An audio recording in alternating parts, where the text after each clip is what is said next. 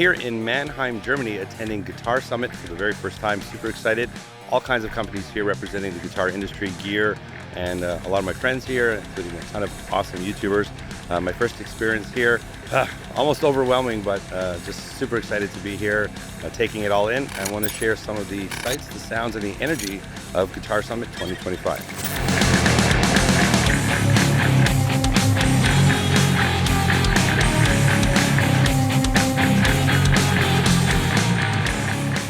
One of my favorite people here at Guitar Summit. Hi. Awesome. How's the show been? Good. The audio's gonna be terrible, but who cares? Better now that I'm with you. I can imagine. Yeah.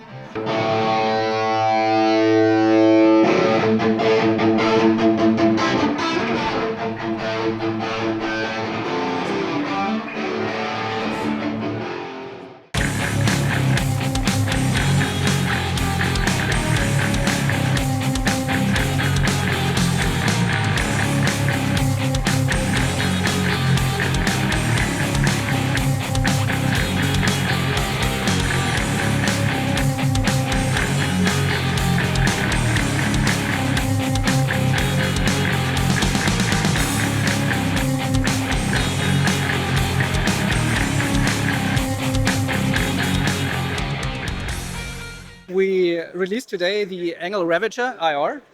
It's a 2-channel amp, shared EQ, independent gain and volume controls, built-in power soak, IR loader, so we can switch the colors, switch the channel and the color. Yes. Is it emulating something currently in the lineup? Is it its own thing? It's somewhere between the Fireball and the Savage, actually. The most special is the price point and the feature sets. The price point is around about $880 US, so it's around 1,300 Canadians, right?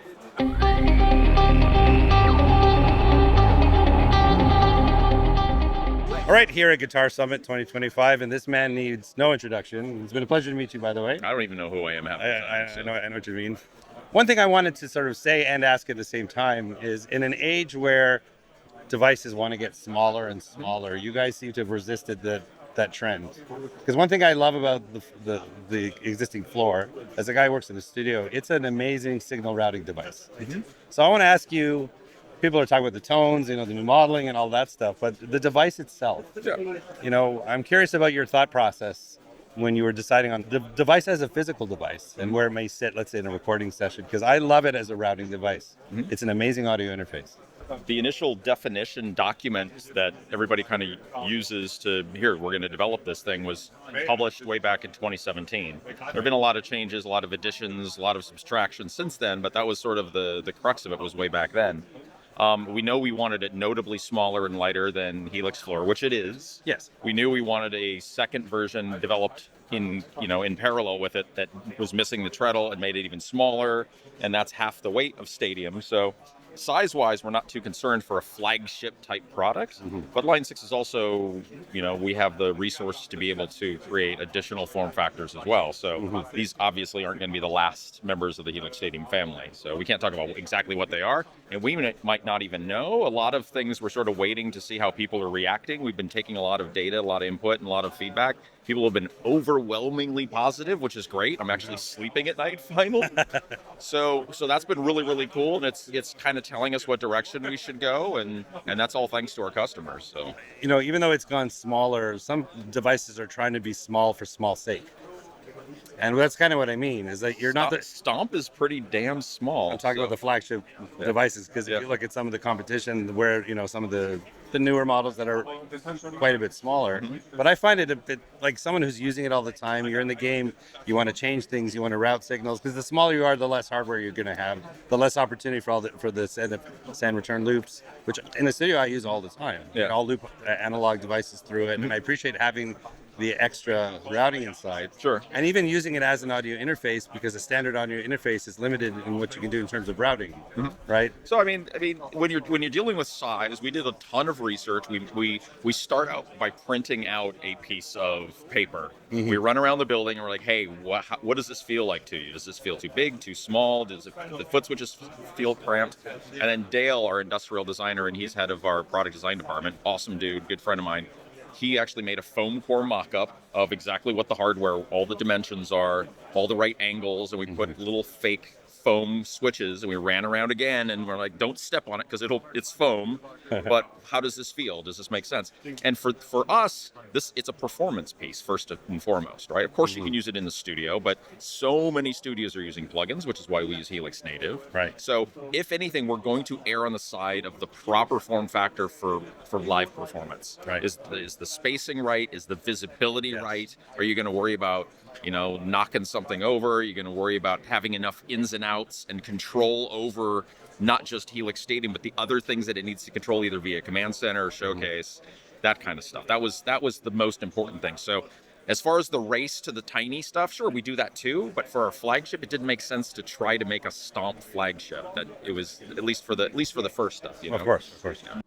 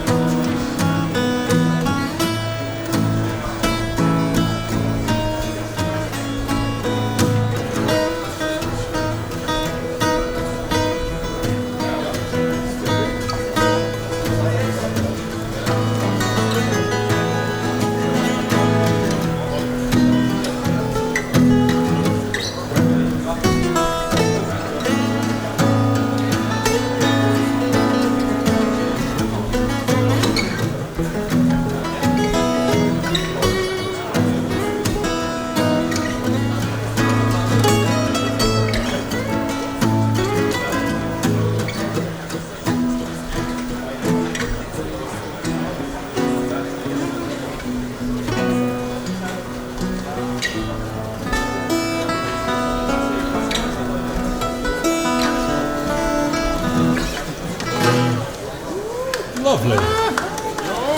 Thank you for allowing me to share that beautiful moment. That might be the theme song for my video.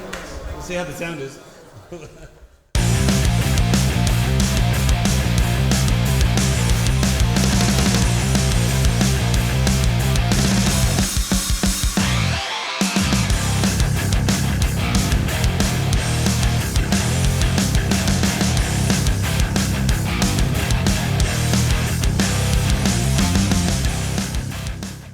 We're at Quaker Devices Guitar Summit 2025. Why don't you show us a highlight that you guys have on display here today? Awesome. Yeah. So Barrows is brand new. It just came out yesterday. It's a fuzz pedal based on a Tone Bender Mach 2.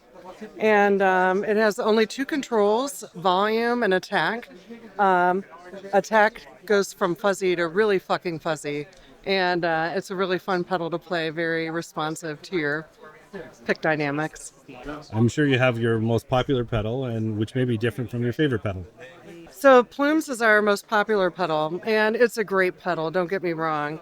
But I kind of prefer some of our more experimental pedals, like the Rainbow Machine, Afterneath, Data Corruptor, things like that I think are really fun. Awesome. Thanks so much. Yeah, thank you. So I'm here with Derek, fellow Canadian, and I wore the shirt because I know how much you love Rush, right? I put it on specifically today just for him. No, he doesn't like Rush. But anyways, I want to talk to you one question today. Yeah. I had a very alarming conversation with someone who is very in the know in the tube industry. I'll Yes. keep it anonymous. Okay. And again, I'm not an alarmist. Right. But for the first time, I felt a little bit nervous because we can count on one hand how many factors that we have. Yes. One of them is in a country that we're not supposed to be dealing with right now. And two, in a country where word is one of them is thinking about going away. I want to know your thoughts. Should we be alarmed yet, or how are you feeling? I'm not alarmed yet. The reason why is so Electro-Harmonix in Russia is where you're talking about that maybe we won't deal. We've never dealt with VH tubes. We deal with Tube Amp Doctor, which are phenomenal. We also deal with JJ. So JJ's in Slovenia, Slovak, however we're supposed to say it.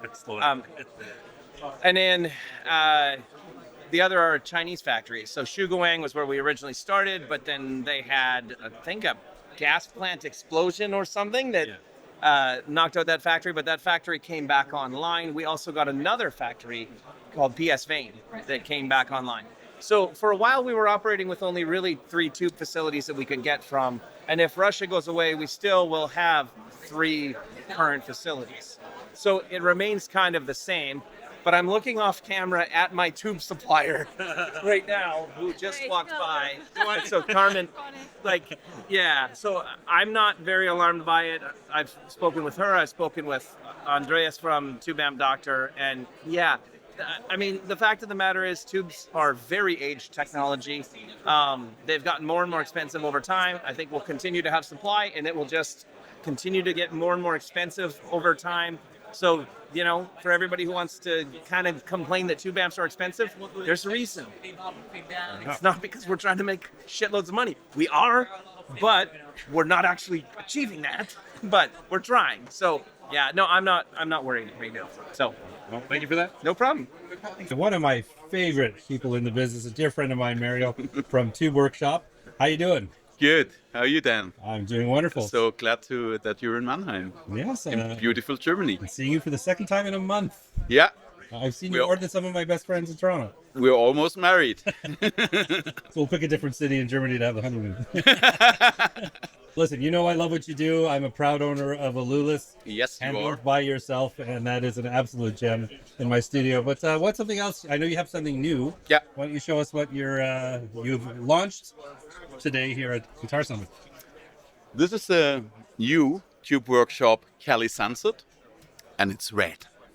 That's everything you have to know about this amp. It's red. So it's a hot rodded plexi. You know that 80s LA metal California style sound. The plexi is hot rodded by guys like Jose or others, getting that 80s metal tone. That was the topic for this amp. But I didn't want to do a big 100 watt head. I chose an 18 watt format, which is still loud enough to play in any club or any band. But it's very compact, it's lightweight, it's like 8.6 kilograms. You have a deep switch, a bright switch, not of your 4 input and then mixing with the volumes. 1 input, deep switch, bright switch. And you have two different flavors of boosting. The hot is like the classic Jose diode clipping. The boost is like making the additional tube stage hotter. The boost is a bit raw. The hot is a bit smoother. You have a custom 3-band EQ where you can do everything on 11th thing, or you can do more sophisticated things. It's very effective. It has a master volume. It has an effects loop. Because in comparison to a plexi, I have an additional tube stage, so I can get away with putting in an effects loop and still having the whole distortion before the loop. So yeah, that's the Cali Sunset. So we call this Tonehenge. I love it. We've got a full custom shop, so we can pretty much do anything. And we've often joked about making, I know, a head that's really wide. It's all sorts of different things. And then we thought, well, why don't we make some 8x12s? What's more than an 8x12? Two 8x12s. Two 8x. And then one amp that goes on the top, and then we ended up putting the two in there. We were joking. We were going to make it even bigger, put 9 amplifiers in there, and say it was the first analog modeler. But we didn't quite go that far. Tell me something. Was the first version of this sketched out on a napkin and only came out this big? Or? Yeah.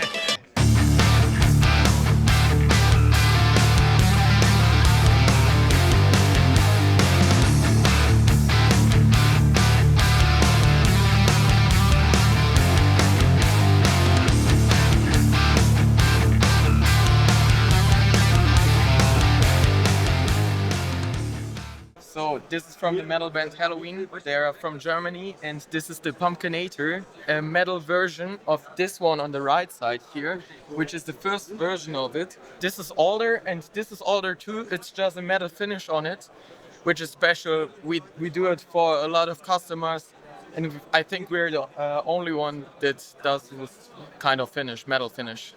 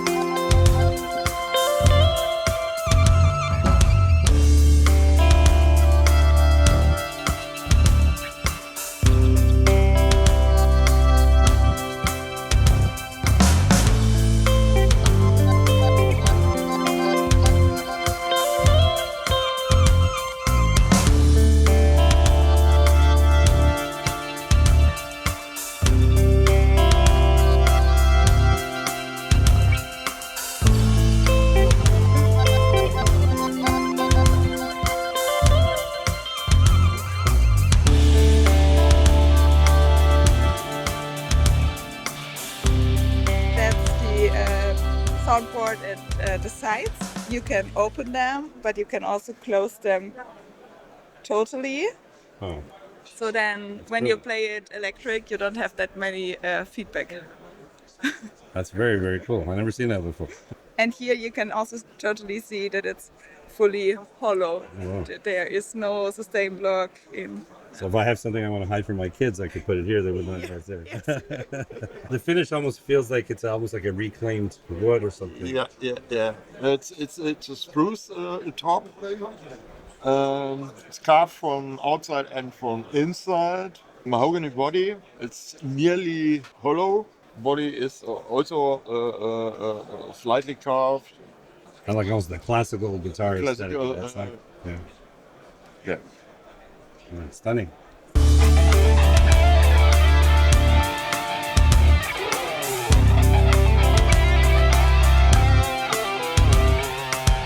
As I would say, a very buzzworthy amplifier, a masterful piece of engineering Thank that you. I've enjoyed trying a few times. Thank you.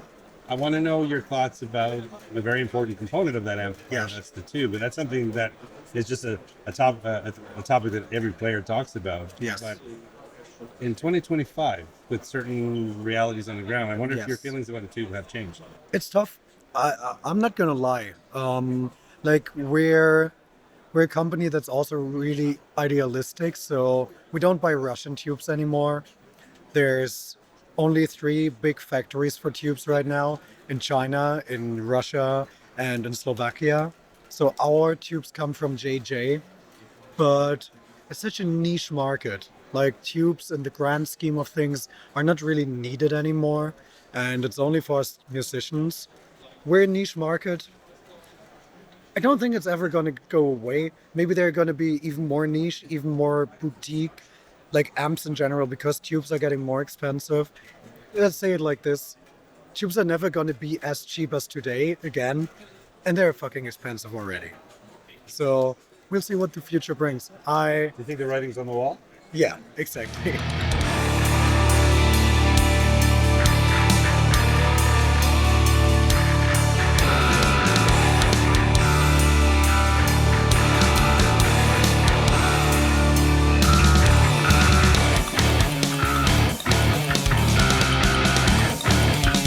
So just sitting here in the hotel last morning, I'm on my way to the airport, about to get picked up, flying Frankfurt to Toronto, Canada. Just reflecting on the last few days that was here at Guitar Summit 2025. And I ventured out of Canada to do a trip for my channel last year, which was also in Germany. And I was at another event in Germany just a month ago. So really my third time in this country, my first time at Guitar Summit. And I'm trying to describe the feeling that I'm feeling right now. You know, I stepped out of a career in broadcast television as producer and got back into what I really love to do, and that's making music, playing guitar. And suddenly I'm at a show where some of the best brands in the world are represented. Just reconnecting with friends, some of which I made virtually and we're meeting for the first time, some who I've had the chance to meet recently and got a chance to reconnect. But just feeling that I was included in something special. There's so many amazing brands here that I admire, and to be on sort of a level playing field and just enjoy each other's company. Everyone was so nice and friendly, and it made me feel warm and welcome. And I know it's touching because, building this channel and getting a chance to slowly meet people, I very much felt like an outsider and sitting in my basement, the lonely rocker, making music and things like that. But suddenly here I'm at this massive event where people from all over the world have convened, and just hanging out with some of the coolest people, the nicest people, and we all share a passion for the guitar and all that it brings. So I just wanted to kind of leave that thought there. Just trying to, I don't even know if I've articulated what I'm feeling right now. A little bit sad that I'm leaving. Of course, happy to go home and see my family. But I think some friendships that were made here that I think could last a lifetime. And I certainly look forward to coming back. Guitar Summit, I had an awesome time and really appreciated being part of this incredible show. And just wanted to share that with you guys, and hope you enjoyed some of the imagery that I brought from the show. Take care of yourselves.